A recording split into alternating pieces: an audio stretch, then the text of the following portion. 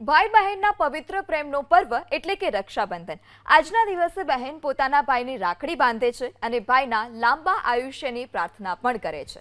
અમદાવાદની સાબરમતી જેલમાં કેદ ભાઈઓની રાખડી બાંધવા માટે બહેનો પહોંચી। જેલ બહાર લાંબી લાઈન જોવા મળી।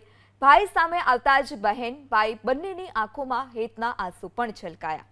જેલમાં કેદ ભાઈના કાંડા પર રાખડી બાંધીને બહેનોએ ભાઈનું મોં મીઠું કરાવ્યું। આ સાથે જ ભાઈના જીવનમાં સૌ સારું થાય તેવી મંગલ કામના પણ કરી।